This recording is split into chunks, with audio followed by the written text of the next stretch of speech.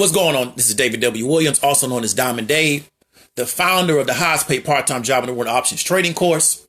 And so what we're going to do is we're going to go into a video that's kind of really based on, I don't want to say it's esoteric, but it's kind of based on you projecting things out into the future and you kind of using your mind to create a reality that eventually can manifest itself in the physical form. And so this is going to be really, really good information or a really good video for somebody who's asking the question of how come I've never been placed in a situation that's designed to make me the winner, right? How come I've always been placed in situations in which I have to struggle, right? Or I have to fight, like an animal, like a wild animal to try to figure out how to get a W. And how come nobody has ever just placed me in a situation, right, in which I can just win because I'm just there and I'm clicked into the right people. And we're going to start asking that question about ourselves and about our neighborhoods and about our communities and about our families, because for us to really get to where we want to go, we have to kind of understand how to create scenarios that are going to allow us to win. There used to be this term they used to use in football to say that we're going to put you in a situation or the best situation to make you successful. And so what it really meant is that we're going to place you in a scenario that is going to allow you to operate to be successful, to give you really high probability of success. Most of us, our story, and this is something you see on social media all the time, our story is always how we started out behind the 8 ball and we had to figure out how to get from behind the 8 ball to have success. And so now for a lot of black people, a lot of ADOS people, that becomes our dominant narrative, right? We take pride in that. We don't now look to try to figure out how to create a scenario that it gives us a high probability of being successful. I was watching a video the other day about the Green Berets. And the guy says one of the things they teach you as a Green Beret, right, which is I think a special operations in the United States Army. He says that you never want to get into a fair fight. So he says, if you know there's 5 guys inside a room with guns, what you want to do is you want to show up with 20 guys with guns so you make sure that you got the advantage and you just go in there and you knock those guys off. You don't want to show up with 5 guys or 4 guys or 3 guys because you don't want a fair fight. You want an unfair fight that increases your probability of being successful. So they get trained to go in with that kind of mentality. Okay. So we're going to roll this into how come you haven't created your own casino. We're going to start talking about the casino. And this is a mentality, right? So casino exists in the physical world, but I want you to start to understand this from a mental standpoint. We're going to go into some laws of game. We're going to go into the principles of the con. And I'm going to try not to make it too deep and too long, but I'm going to still try to get my point across, right? Because this is really going to be a better video for somebody that paid to get the dark persuasion course. But I'm going to get it because I'm flowing and glowing right now. And one thing about me, when I start making videos, I just start making them over and over.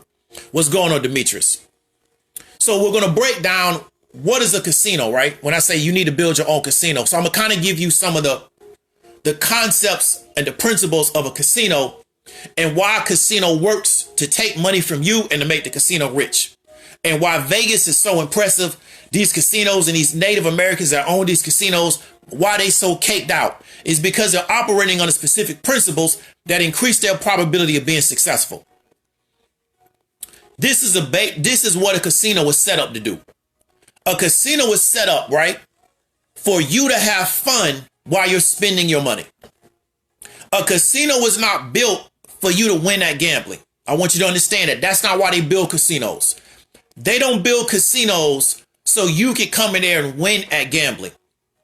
They build casinos for you to have fun while you're spending your money. Okay? You want to understand that.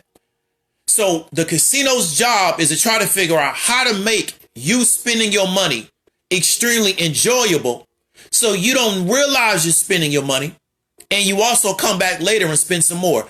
I know some people that go to casino 2-3 times a month. Why? Because they have fun. It's enjoyable to them. So they're enjoying spending their money. Well, that's what the casino was built on. Now let's get a little deeper with this. When we're talking about casino games, excluding poker, blackjack, roulette, baccarat, the slots, right? How are they set up? They're set up to where the probability of the casino winning is on the side of the casino. Now, the probability is not really skewed. What I mean by that is that if we're looking at the roulette wheel, right, it may be set up to where the casino has, make sure I get the math right, 48 to 52. So the casino wins 52% of the time, right? You win 48% of the time. If I was to tell you on face value, I got a game and I'm going to win 52%, you're going to win 48%. With all things being considered equal, most people say, okay, well, I take those odds.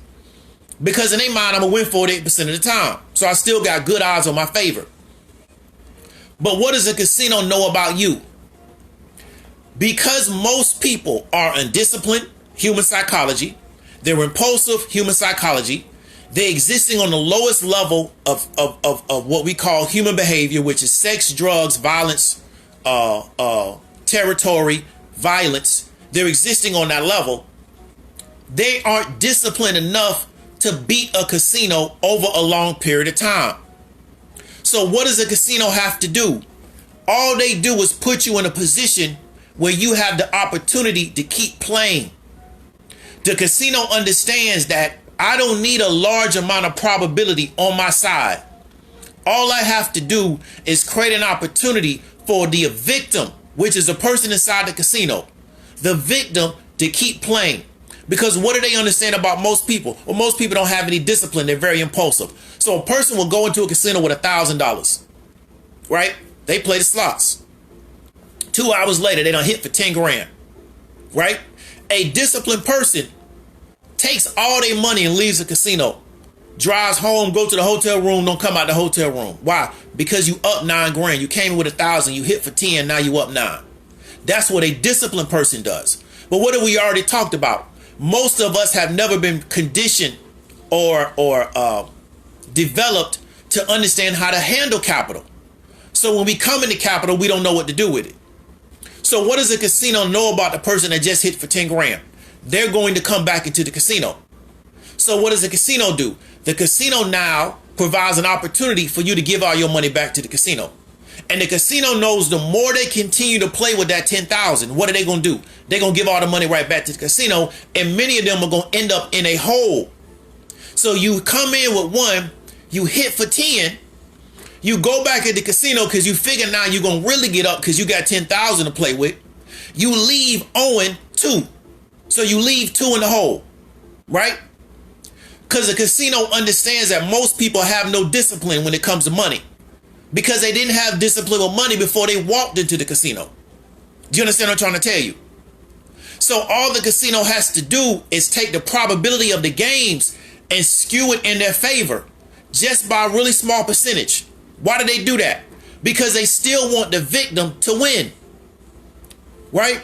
They don't want you coming in to where it's skewed 98% to 2% where the victim never wins. Because part of having a good time is believing that you're going to win. So you come in believing, hey, I can win. If I just got to keep playing, I'm going to win. Right? You win. But what happens? You keep playing. The casino already understands, because they understand probability combined with human psychology. The more you play, the more the numbers fall back into their favor. And they understand that. And that's been proven over time in casinos.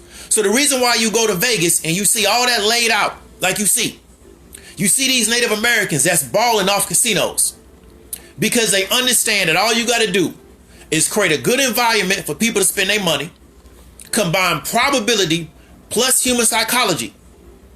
And because of who these people are before they ever walked into the casino, they will continue to hand them their money, because the average person doesn't even understand probability. They never took that in college or high school. So they don't even understand probability. They don't understand two-sided coins and things of that nature. Right? Because when you're in the casino, there are no two-sided coin games. There's games in which they make their money by getting you to play more. The casino is not a place for professional gamblers. Casinos don't like professional gamblers. If you play blackjack and they find out that you're counting cards, they will tell you not to come back into their casino. And they have a right to do that, because you're not allowed to count cards in blackjack. So the fact that you know that you're not allowed to count cards in blackjack, and if the casino finds out that you're counting cards, they will tell you not to come in their casino. It makes you understand that a casino is not a place for professional gamblers that understand how to defeat the probability that's on the side of the casino, right? There's a brother I put on my Facebook page who's a professional poker player. He's been banned from multiple casinos. Why? Because he's figured out how to beat their system. So once he figured out how to beat their system, they banned him from the casino. In fact, you got multiple casinos all over the world that are holding some of his winnings because they don't like the fact that he figured out how to beat their system, right? So we understand now that the casino is an environment in which the victim, which is the person that is a casino, is going to lose over time based on the casino understanding probability plus psychology. Okay, so now we understand that. The question I want to ask you is this. How come you haven't built your own casino? How come you haven't built some type of system where you and your people, your group, your family, your tribe, y'all win over time based on some kind of principle, some kind of element, mathematically, based on psychology of human beings? How come you haven't done that? So what most people are doing in this world is they're plugging into somebody else's system and they're hoping that they can be the individual that wins at that system. That's what the majority of the world is doing. The people that are controlling the world built the system that the majority of people are plugging into, right? We have people, right? And I'm not trying to offend nobody, but we're going to get into the psychology of it. We have faith-based people that plug into man-made systems and believe their faith is going to allow them to be a winner at a man-made system. Let me ask you a question. Will your faith eliminate the fact that 2 + 2 is 4? Will your faith eliminate the fact that 4 times 4 is 16? Because if it doesn't eliminate that, then it doesn't eliminate the probability, right? So then they win individually. They attribute that to their faith, but how come everybody else that has that same faith didn't win? Why? Because that system that they plug into is not designed for the majority of people to be successful at. It's designed for the people that created the system to be successful at. You understand what I'm trying to tell you? So what we don't get taught how to do is build systems that are going to allow us to be successful. We get taught to plug into somebody else's system and to try to figure out how we're going to create individual success inside their system. And then we attribute that to whatever external factor we want to attribute that to, without understanding that if they bring 100,000 people into this system, 10,000 will be successful, right? 90,000 will not be successful, but the 10,000 that are successful, right, becomes now encouragement to the next 100,000 that go into that particular system. But they're never going to teach you how to create your own system. So what I want to ask you is that how come you won't go create a system that's going to allow a system, not hoping, not believing, a system that is going to allow you and your people, your tribe, your family, your group, your crew, your mob, whatever, that is going to allow your group to be successful? Because Vegas is not based on hope, right? Vegas is not faith-based. They're dealing with probability. They're dealing with mathematics. And they're dealing with human psychology. And that's what makes that machine work, right? Same thing with colleges. A lot of people that go to college are not going to be successful, right? But the college is going to be successful. Why? Because they bringing you into their system and you paying them money, right? There is no guarantee you get a job when you get out of college. But colleges have created a system, right, that is profitable for the people that created that system. So ask yourself this question. When are you going to go do that? Because I started to understand that the way to really create success for me and my people is to create a system.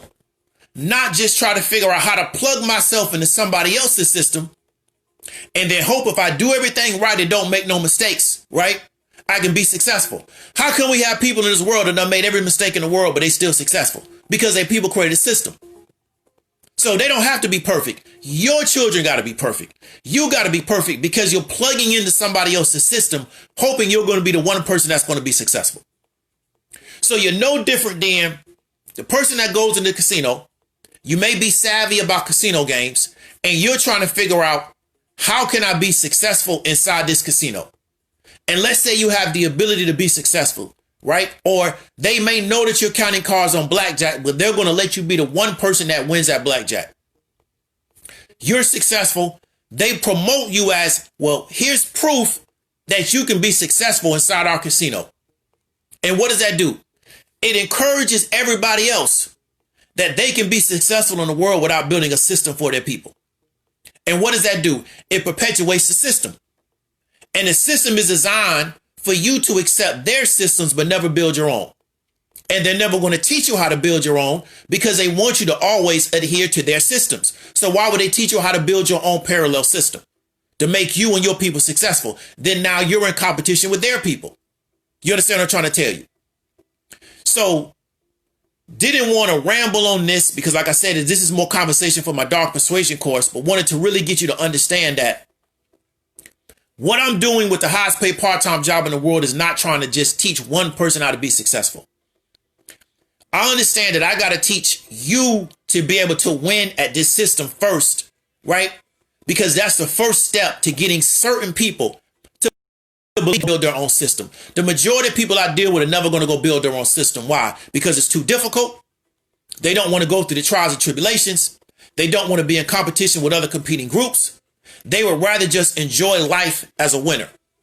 But the first step to getting our people to believe that they can start building their own systems is to get them to allow to have success in this particular system, right?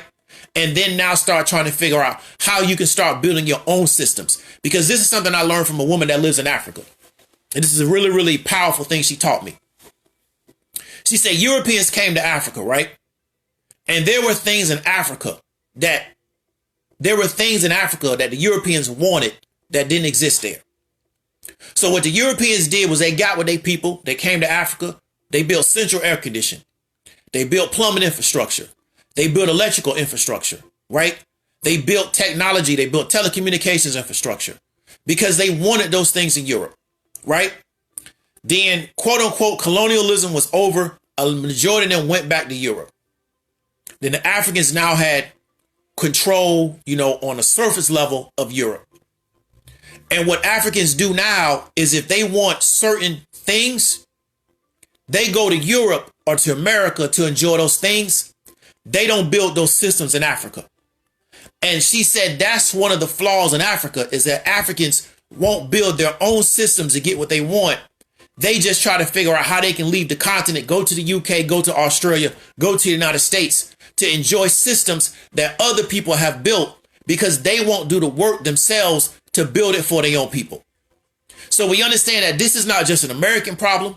This is not just a Caribbean problem, but this is a challenge of our people all over the globe, is that we won't go build systems and do the work to do that, right?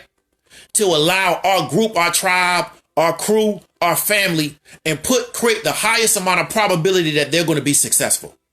We've been convinced that what we're supposed to do is plug ourselves into somebody else's system and then hope that if we do everything right, we can be successful in their system. Well, we have to understand that all that does is perpetuate their system, right? And doesn't ever have us start down the road of building our own. So the same problems that we have as adults, we just transfer them to our children, right? And then the same problem that our children are going to have, they're going to transfer them to their children, right? And nothing changes, right? Nothing changes. We are just always in the same situation. So these are some of the questions and some of the conversations that we start talking about working class and poor black people that we don't ever get exposed to because we're not supposed to think on this particular level, right? And so what I'm supposed to do as a person that has figured out how to have success in the system, I'm just supposed to run away and act like this other stuff doesn't exist or just figure out how to continue to get other black people to just exalt me as a success in this system, right? But because of the people that I was educated by, because of some of my master teachers like Amos Wilson, I know my job is to start asking you some of those same questions so you can start to hopefully, right, one or two people can start to understand some of the same things that I understand so we can start getting down this road of actually building systems because it's bigger than me just selling you an info product. And I've always told people that, right? This is not an info product business. This is about lacing people with game. So if you know somebody that can get some value from it, share it out. If you got any comments, hit me up in the comments. Didn't want to ramble because, like I said, this is all impromptu, but wanted to try to give you some value today. Hope you have a good and safe Memorial Day weekend. Make sure you take care of yourself. Stay on point. This is David W. Williams, also known as Diamond Dave, and I'll talk to you later.